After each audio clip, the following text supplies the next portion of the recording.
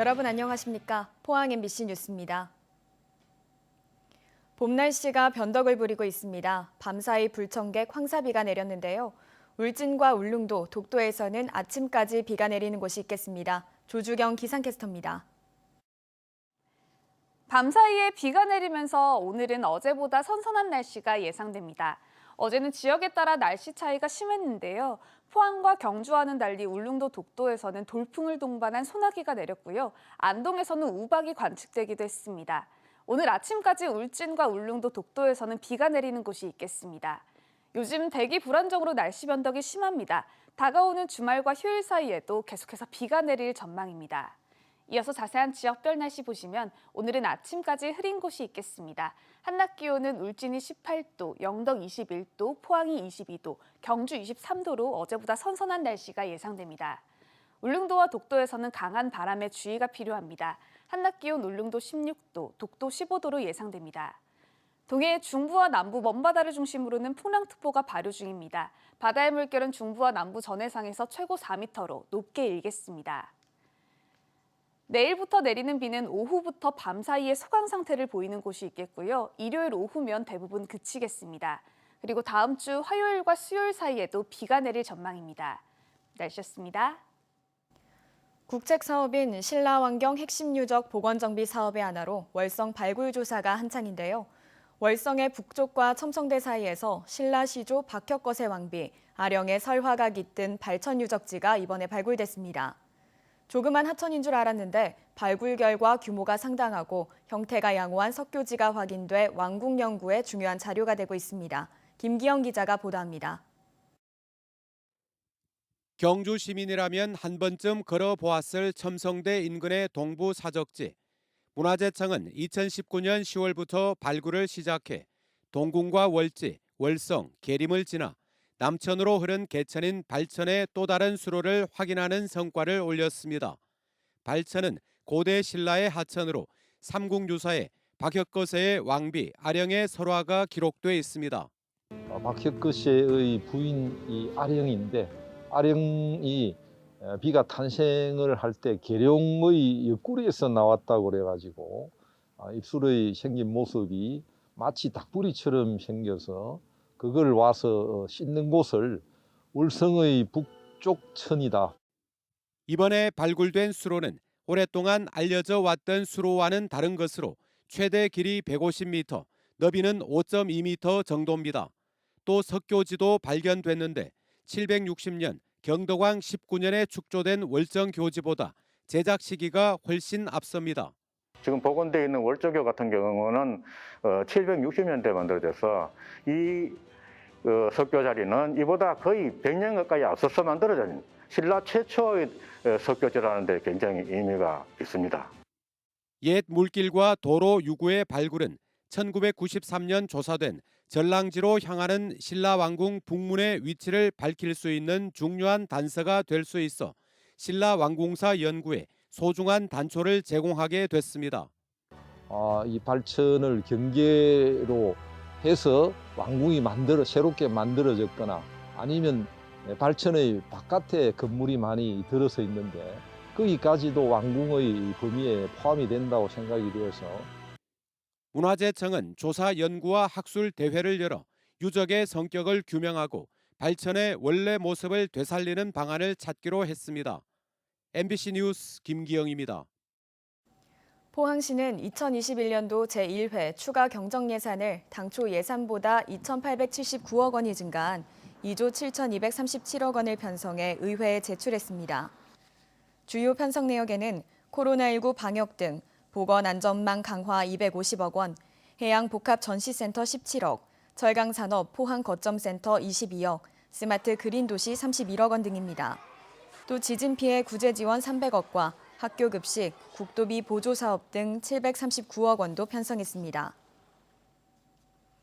경북도의회 박차양 의원은 원자력시설 안전관리에 관한 사항을 규정해 방사능에 의한 재난과 피해를 방지하기 위한 원자력 안전 조례안을 대표 발의했습니다. 조례안에 따르면 도지사는 원자력시설 안전관리에 필요한 정책을 발굴해 추진하고 5년마다 안전종합계획을 수립해 시행하도록 했습니다.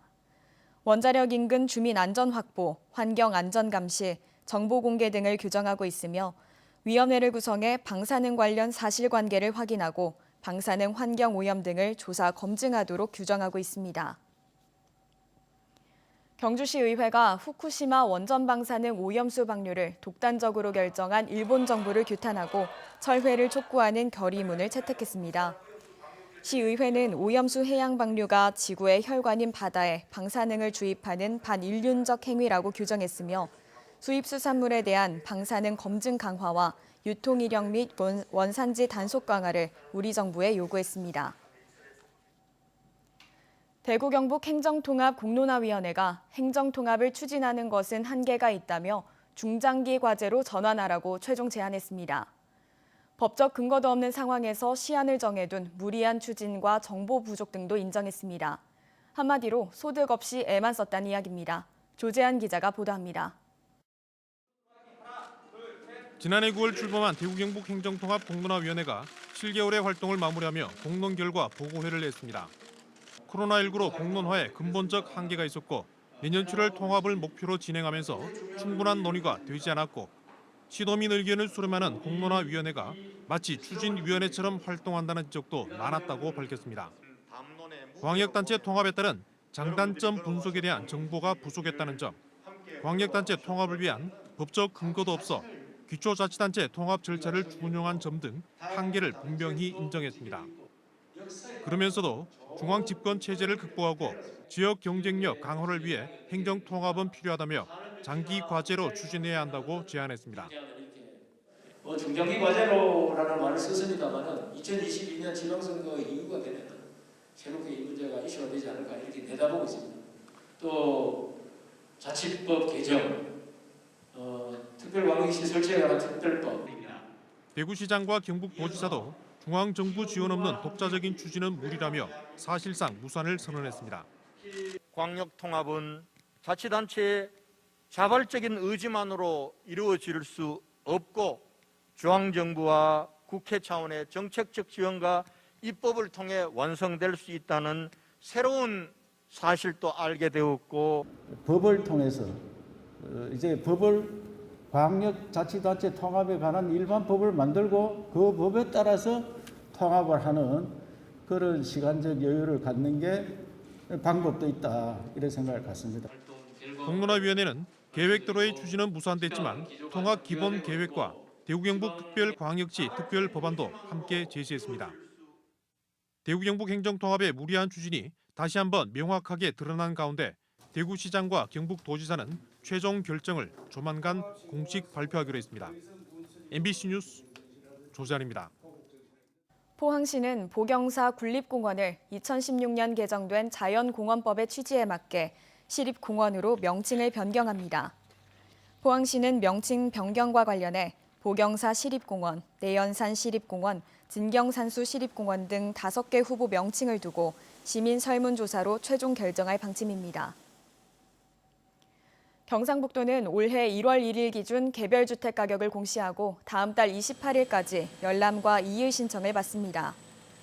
올해 경북도 개별주택 공시가격은 전년 대비 2.88% 상승했으며 울릉이 14.24%로 가장 높고 포항 2.33%, 경주 4.09%, 영덕 4.1%, 울진 4.31%의 변동률을 나타냈습니다.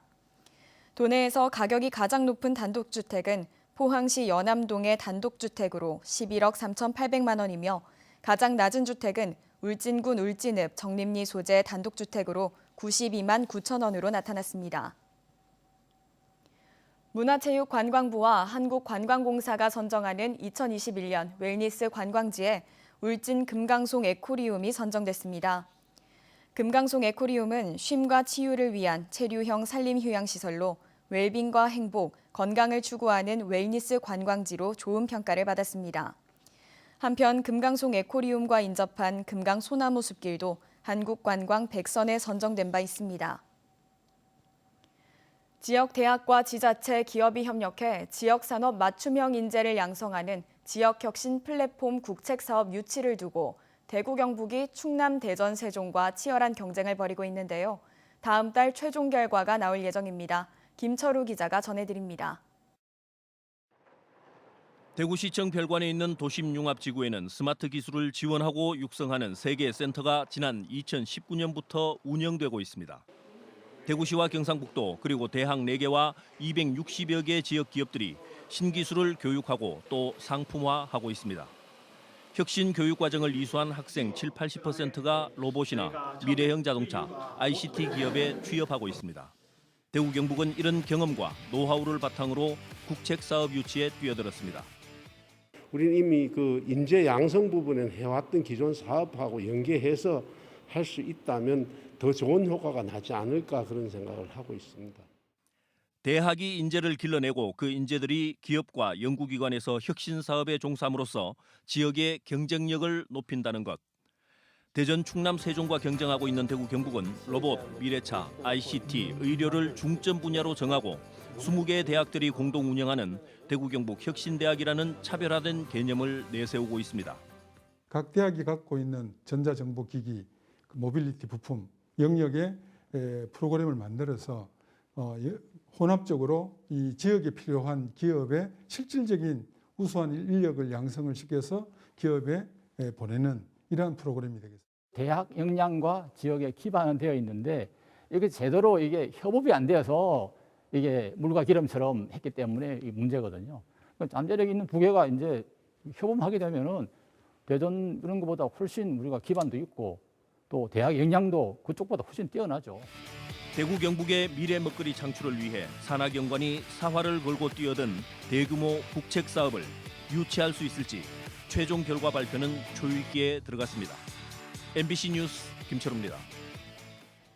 영덕 지역 시민단체로 구성된 1871 영해 동학혁명 기념사업회는 어제 영해 동학혁명 150주년을 맞아 영덕군 영해면 사무소에서 추모제를 열었습니다. 이들은 1871년 영해면에서 시민혁명이 이뤄졌지만 지금껏 제대로 평가받지 못하고 있다며 혁명 당시의 희생자들을 기리는 추모제를 열었다고 밝혔습니다. 또 앞으로 희생자들의 명예회복과 진실규명을 위해 실질적인 행동에 나설 계획이라고 덧붙였습니다. 포항 흥해농요보존회가 창립 3주년을 맞아 흥해종합복지문화센터에서 흥해농요학술 심포지엄을 개최합니다. 이번 심포지엄에서는 흥해 지역 민요의 체록 현황과 전승, 흥해농요의 무형유산적 가치 연구 등 주제 발제와 함께 종합 토론을 벌입니다. 포항 흥해농요 보존회는 지역 민요의 전승을 목적으로 전수 교육과 흥해농요 경창대회, 현장 재현 사업 등을 펼쳐왔습니다.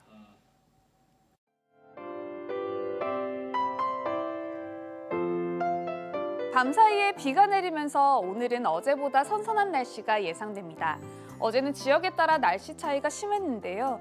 포항과 경주와는 달리 울릉도 독도에서는 돌풍을 동반한 소나기가 내렸고요. 안동에서는 우박이 관측되기도 했습니다.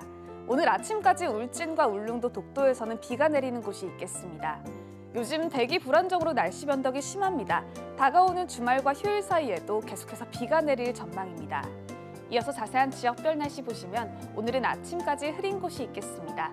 한낮 기온은 울진이 18도, 영덕 21도, 포항이 22도, 경주 23도로 어제보다 선선한 날씨가 예상됩니다. 울릉도와 독도에서는 강한 바람에 주의가 필요합니다. 한낮 기온 울릉도 16도, 독도 15도로 예상됩니다. 동해 중부와 남부 먼바다를 중심으로는 풍랑특보가 발효 중입니다. 바다의 물결은 중부와 남부 전해상에서 최고 4m로 높게 일겠습니다. 내일부터 내리는 비는 오후부터 밤 사이에 소강 상태를 보이는 곳이 있겠고요. 일요일 오후면 대부분 그치겠습니다. 그리고 다음 주 화요일과 수요일 사이에도 비가 내릴 전망입니다. 날씨였습니다. 이상으로 포항 MBC 뉴스를 마칩니다. 여러분 고맙습니다.